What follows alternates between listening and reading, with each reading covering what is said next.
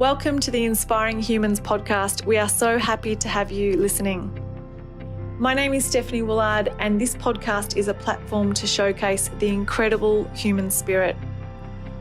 On this podcast, I will be interviewing people from all over the world and all walks of life who will be sharing with us their personal dreams and their dreams for the future. I believe that through coming together and creating community, incredible things are possible. In fact, anything is possible. And I hope that this podcast is a launch pad for creating the new world that we want to see, that will have humanity free, thriving, and living in their full self-expression.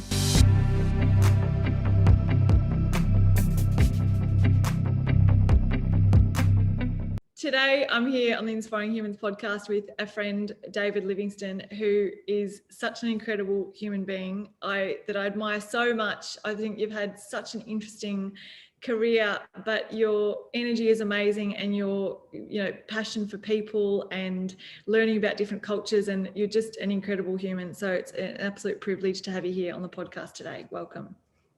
Look, thank you so much for having me, Steph. And of course, thank you for starting Inspiring Humans. What a great idea.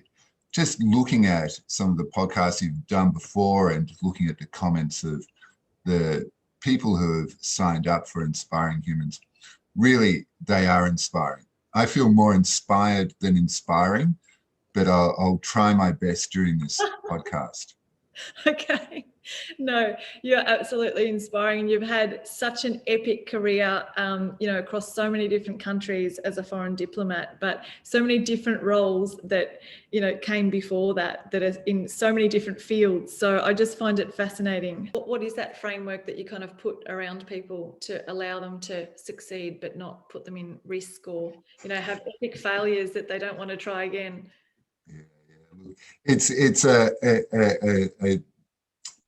It's a tricky thing in a bureaucracy. So, you can't let them be exposed to criticism, because criticism stays with people. So generally what I do when I move to an area and have a team, I'd sit down with all of the people, if I can, each person individually, and just ask them 3 questions. I say, I'll be with you for 2 or 3 years, because that's what I do. I'll move on. So in the next 2 or 3 years, what do you want to achieve? And the second question is, what is your next step? Think strategically about where you're going. And then the third question is, how can I help you? And so what it's saying is, really, we have a finite time. And so in this finite time, what do you want out of it? Don't just go on day to day doing the same thing. In 2 or 3 years' time, looking back, what do you want to have achieved? And secondly, how can we position you for a next exciting step? So it's posting overseas, promotion, or whatever. Sometimes people just say, I want to be more, widely recognized for my good work. And you go, fantastic. And so this is really, really great. You get a better understanding of the people. You're helping them to think strategically about where they want to go. But also, I've had times where we've had performance issues. People are someone's just not doing their job.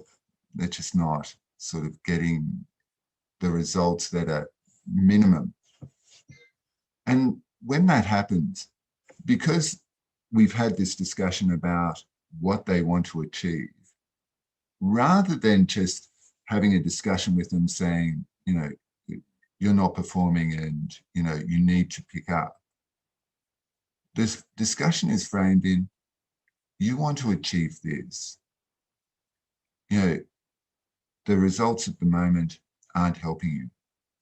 So how can we work together to get you what you wanted?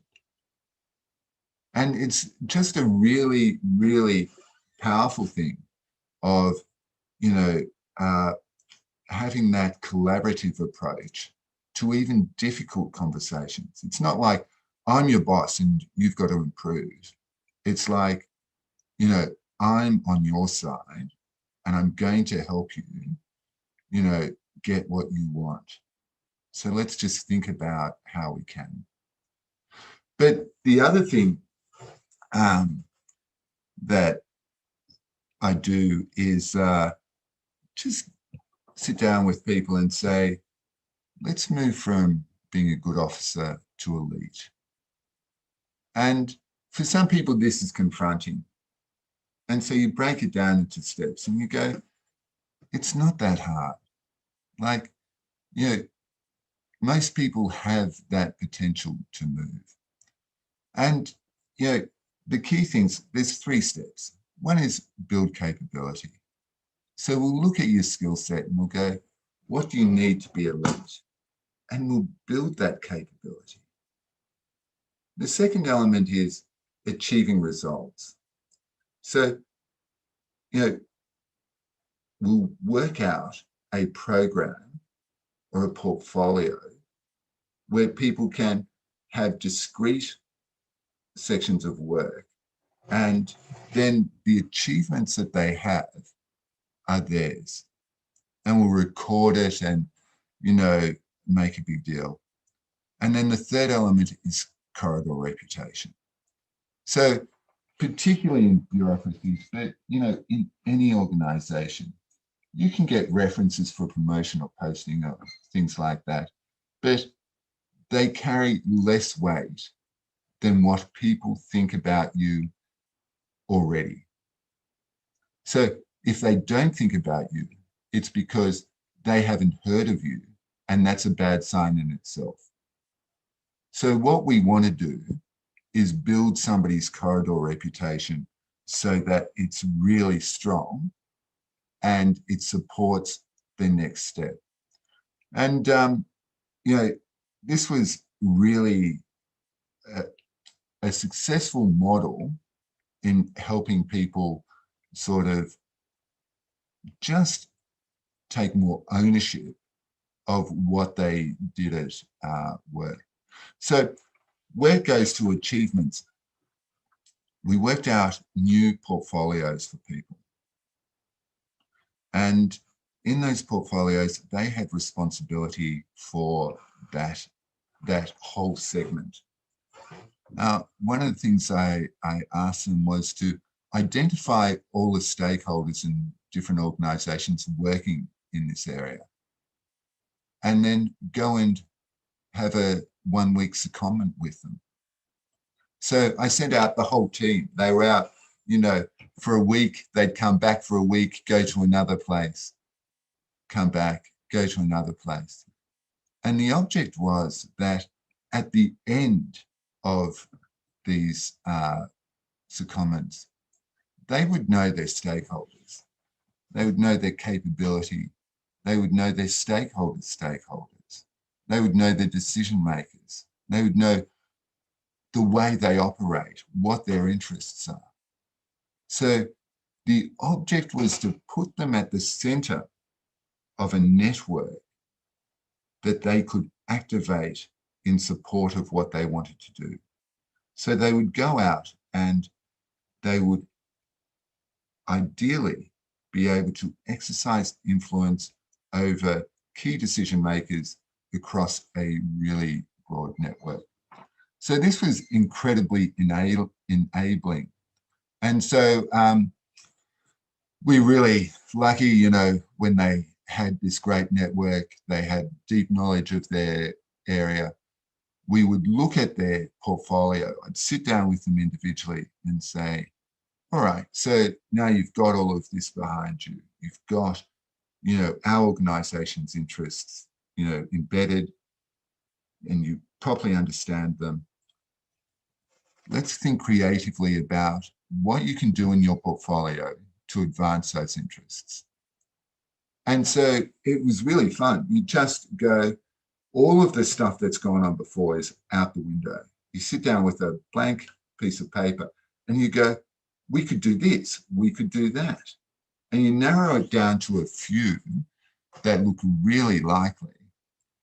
And then I'd say to them, great, this looks good. Now let's think ambitiously about how you can really blow this out of the water to make it huge, like really a big thing, as big as it can be, as useful as it can be. I go, wow. And I sat down with one fellow, and we were looking at the use of mobile payment platforms, and we were saying, look, we could do this. We could enable, all of the shopkeepers and service providers in Melbourne to accept it. That would give them a lot more traction with overseas visitors. It would increase their sales and blah, blah, blah. And, we'd gone through this and stuff. And he turned around to me and he said, yeah, this is really good. But a decision has been made that we're not looking at this. We're looking at the social media aspects of it. I was just shocked. I said to him, but this is where the main game is, isn't it? It's not the social media. And he goes, yeah, that's right. I said, well, if we're right, we just don't accept no for an answer, do we? He goes, really? I said, no. He said, oh, there's all these people that, will stand against it. And I said, and this is an important thing that, the team needs to understand. Capability carries its own authority. So if you're right, if you're highly capable and you've got the answer, then people just saying no to you because that's what they do isn't a barrier. You just go, we're going to pursue this. And you put forward the arguments of merit and you go around them, you go to their boss, come to me, I'll go to their boss, blah, blah, blah. It's really one of those things.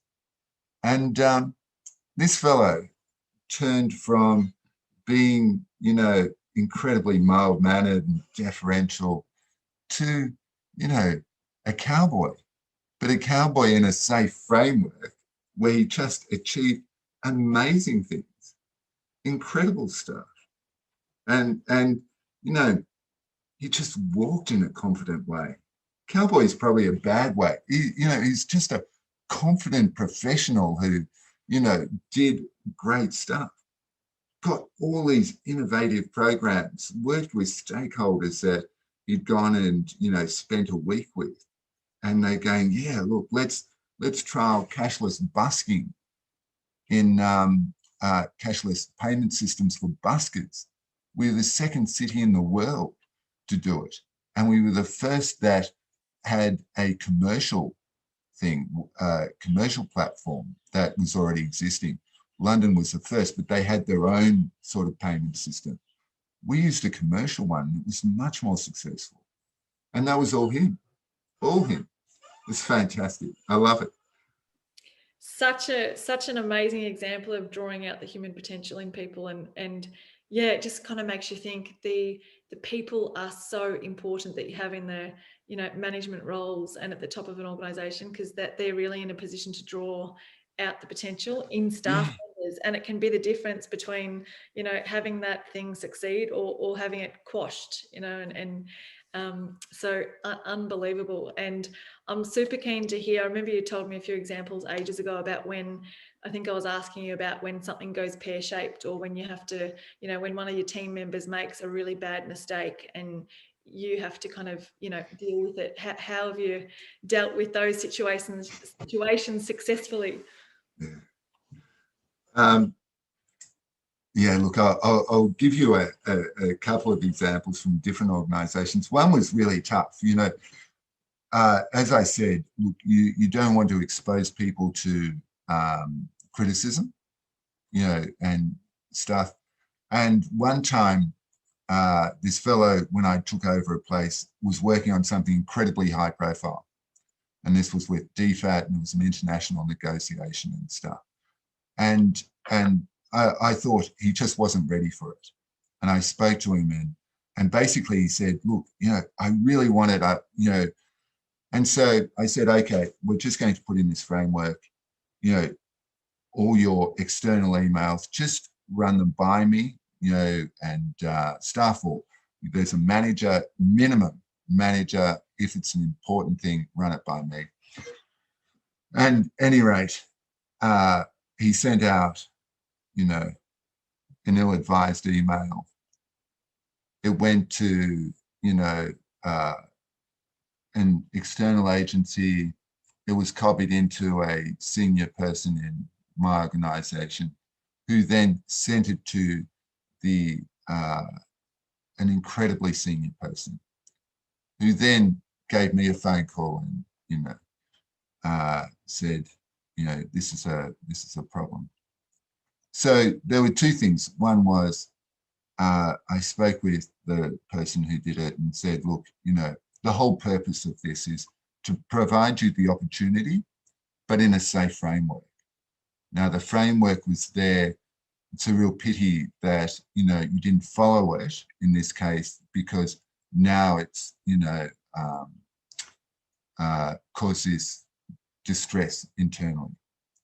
And so really then there was that realization, in fact, we're going to bring him back to a different project, further build that capability and prepare him for a big project like that.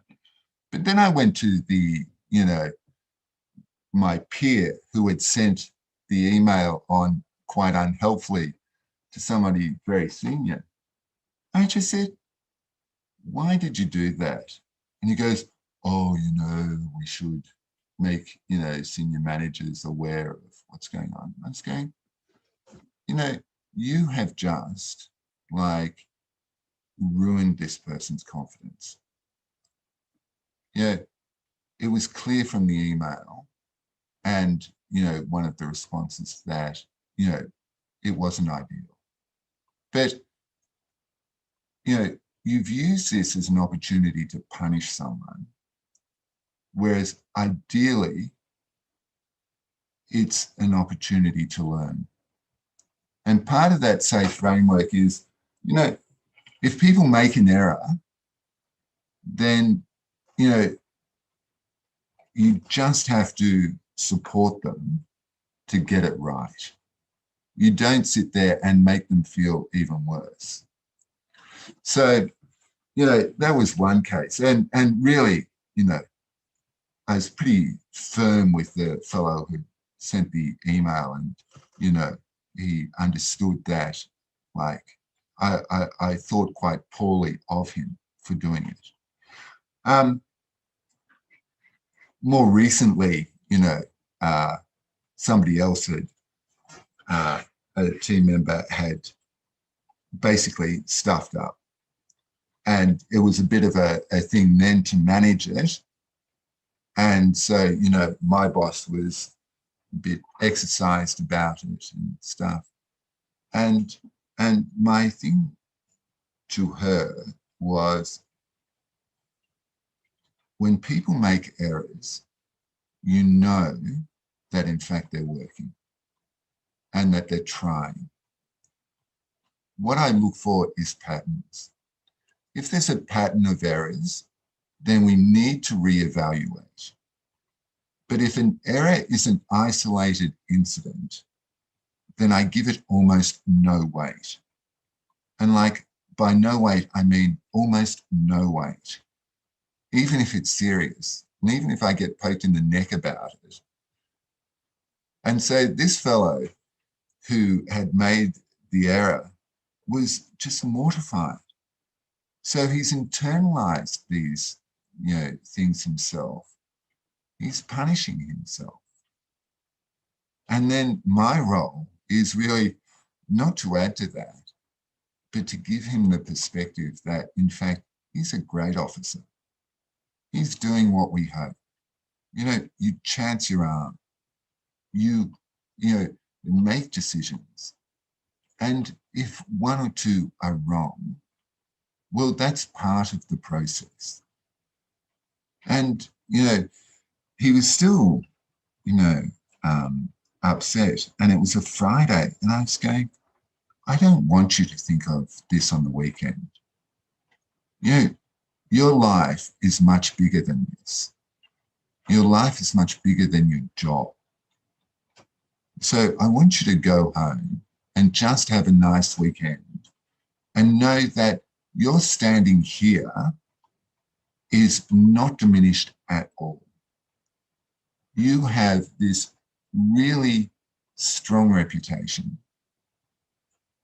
I think you're doing a great job. And while, you know, errors aren't a pattern, I give it no weight. And so, you know, you can't completely make somebody feel better. But, you know, when somebody's beating up themselves, you don't have to do any, you know, scolding. It's a learning thing. And it's really a supporting thing. So anyway, so things do go pear-shaped, and you go, part of the process. If you're not failing, you're not trying. That's basically part of it. Yeah. Well, you sound like a dream boss. So good. Such an advanced way of managing people. I love it. Thanks for sharing those little golden nuggets and strategies of how to do that. I think, you know, any of the listeners, and myself included, take a lot from that. I'd love to ask about your mum and dad and their lives. You know, were they migrants? Did they grow up in Australia? And just I know you've touched on it, but their influence on your life. Yeah, look. So my parents are just, you know, or were just wonderful people. I think, you know, loving, gave me a great, you know, childhood, more opportunity than, you know, I was smart enough to take. You know, they worked hard, they had great values and things like that. As part of a management thing, we had to undertake an exercise called OCI, Organizational Cultural Index. Now, this tells you in a 360-degree review where every person answers 240 questions. I know, it's just bizarre. And they rate, you know, the truth of a statement from 0 to 2. So 0, 1, or 2. And at the end, you end up with a matrix of, you know, your characteristics. Now, red and green are terrible and blue is great. Now, you do two things as a leader. One is you do one of yourself and your area. And the other is you basically just do it of the wider organization.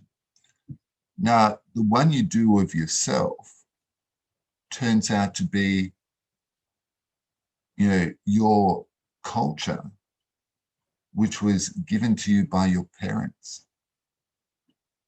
And it's formed by the time you're 6 years old.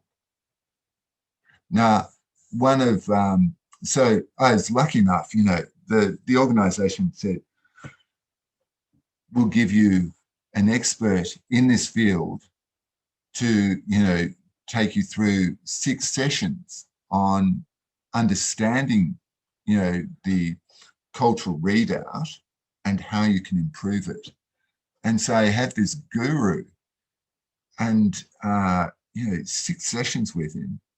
And one of the first things he did was he went to that first one. He was going, well, tell me about this. And I said, well, you know, look, you know, I suppose this represents a bit of a worldview of, you know, thing. And he's going, well, of course, that is it. It is a worldview. It's your worldview. And he goes, but more importantly, it's one that's, you know, stamped on your character. It's the culture that you've been given by your parents. And he looked at mine and he said, you're in the top 1%, not 1% of people you're in the top 1% of leaders to have this culture. And so I was feeling like, swollen head. And he goes, but it's nothing to do with you. It's your parents. It's their gift. And I go, wow. And he goes, it's all those things. It's, what they say to you. It's like, how, the values they give you, what, methods they use to raise you and things like that. And so, I always felt lucky. My dad, when he was going to the airport in Hong Kong, he goes, oh, can you lend me 100 Hong Kong just so I have some, so I'd spend all this cash just so I have some cash if I need to tip somebody or whatever. And, gave him 100 Hong Kong, which is about 20 Australian. And caught up with him in Australia, and he goes, oh, here's a 20 bucks back. I was going, don't even think about it. And he goes, oh, I go, I could give you 100 Hong Kong for every day of my life from now on, and I still wouldn't have repaid you.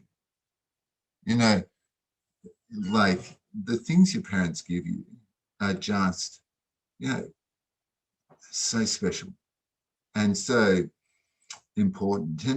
And so I feel really lucky. And, sometimes you see people, like I see people where, I just wonder about them, the people that I don't gel with culturally and things. And I just think, well, you don't know their background. You don't know how, what hardships or difficulties or guidance they've had.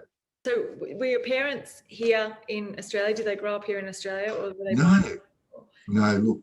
So my father had a really tough life overseas. So both of them experienced World War II, but in very different ways. So my mother had a very privileged upbringing and, went to a Swiss finishing school and, like never made a bed and things before she came to Australia. Whereas my father was working, from like the time he was 11. And he told me of the story. His parents had a butcher shop. He was delivering meat in the snow. And he's 11 years old. And the snow, there'd been a really heavy fall. And it was so hard to ride his bike through it. And, he's got all this heavy meat on the front. And his bike fell over. And he was exhausted and cold and tired. And he just wanted to sleep. And he's like 11 years old. And he goes, but he knew if he'd slept, he would have died. And so he had to get up and, push that bike. And you go, how incredible. And then he came to Australia and he worked really hard and, raised a family. And my mother came with her family and they were all, really well educated, really, they used to have hotels in Holland. And suddenly they were sent to Bathurst when they arrived. And they were at this immigrant facility and they had to go and pick fruit in, in the heat of, country New South Wales. And they've all got fair skin and they all just burnt and things.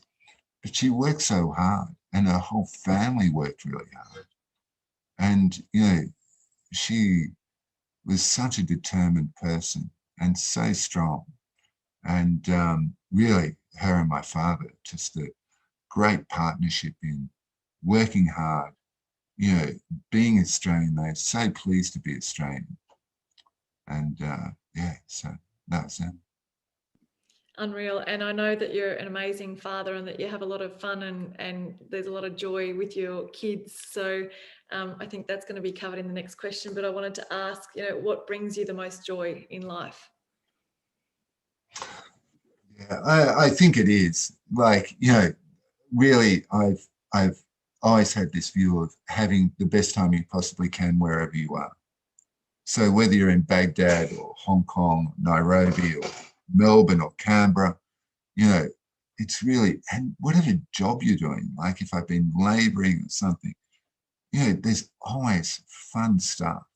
So really, it's enjoy what you're doing. And I always just, think, oh, this is really special. So in 2015, I took a year off and we'd moved to Melbourne. I was walking my kids to and from school. And I'd take them to school and sometimes do reading, like class reading with the kids. And I'd be walking out of the school and I'd just feel melancholy. I'd feel melancholy because this is such an amazing experience. Like, you're so lucky to do this stuff. And it's going to come to an end. It's really, there's a finite time. And,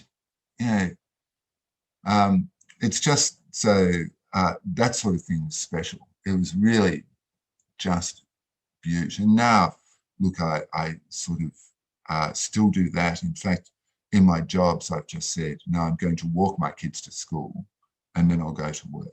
And this is not a negotiable, because these things are just so important. So I love that sort of thing. I love writing, love reading, love catching up with great people, love just spending time around my kids and Simone. We have candlelit dinners every single night. You have candlelit breakfast every morning. You hear of their adventures and stuff and you go, this is really great. We love to travel. We love to go overseas. We love to do a whole range of things. But really, ultimately, it's, about being together, just hearing of their adventures and just being comfortable, in their company. It's just lovely. Yeah, you've got like two extraordinary kids. I mean, Georgia's incredible and Byron's just such a character, and they're just, they're amazing young people that are going to grow up to lead extraordinary lives, I'm sure. So, and I just obviously look to the parenting for that. You've really drawn the best out in them and allowed them to pursue their passions, and they're quite different too, aren't they? Well, I think one of the important things to realize as a parent is your children are their own people. They're not extensions of yourself or your wife, and not a combination of the two. They're just fully formed individuals. And when you look at, when I look at my children, I just, love everything about them. And I've got to say, there's so much to admire in them. And they're both very different and stuff. It's just really, you see them growing and developing and achieving, just doing lovely, lovely things.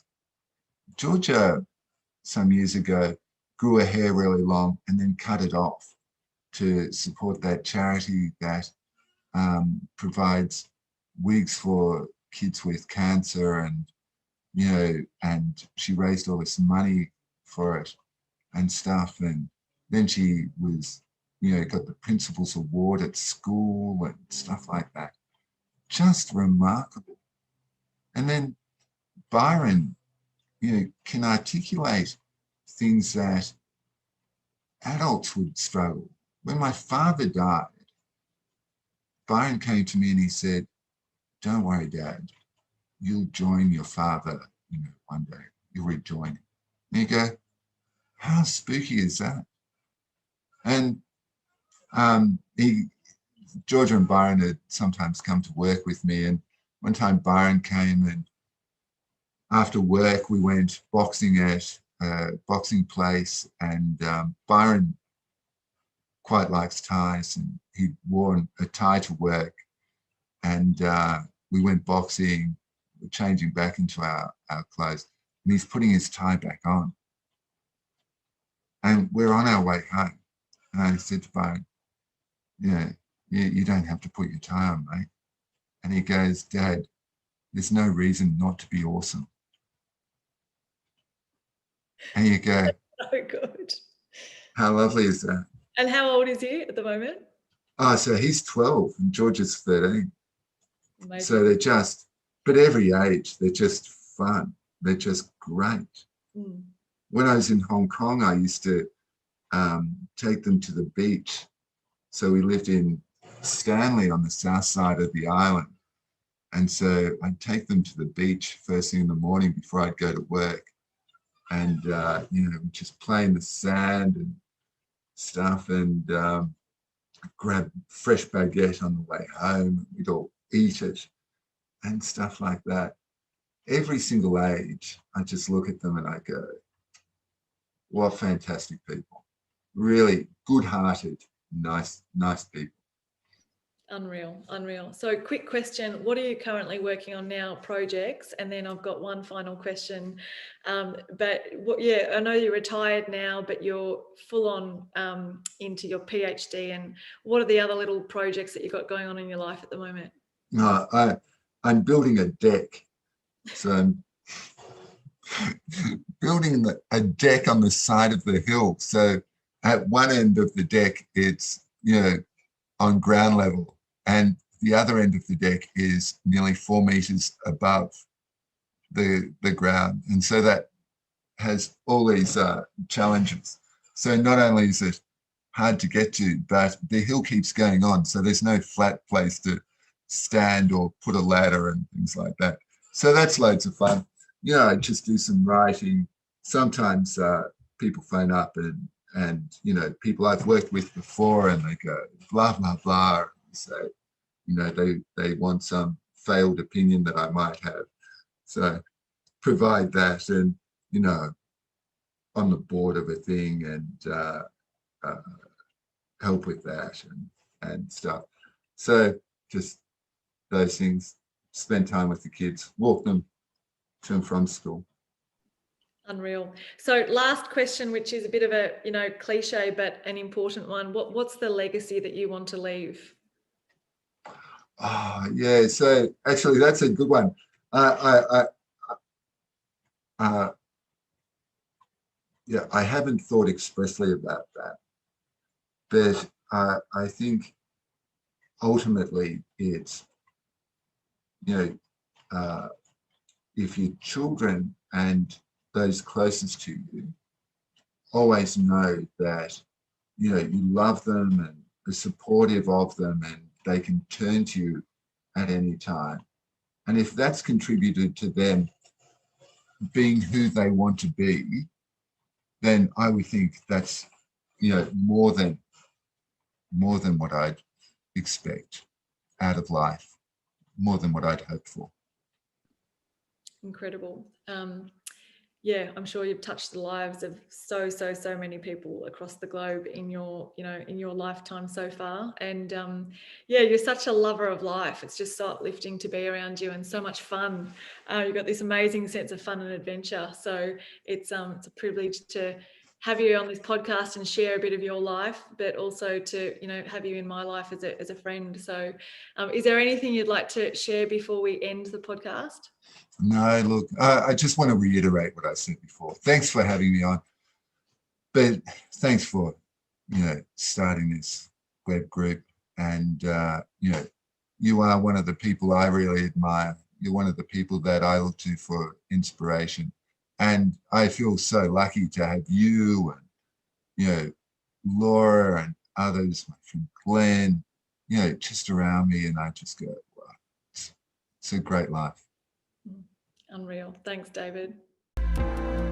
Thanks for listening to our Inspiring Humans podcast, and I hope you enjoyed the show. If you have any inspiring human in mind that you would like to nominate, please reach out and let us know. Also, you're very welcome to become part of our Facebook group called Inspiring Humans, where you can connect with incredible people from around the globe. Thirdly, if you are interested in being part of a global network, we have an incredible community at 7continentscouncil.com, where we hold events, programs, and many different initiatives that you can be involved in. Thank you, and see you again soon.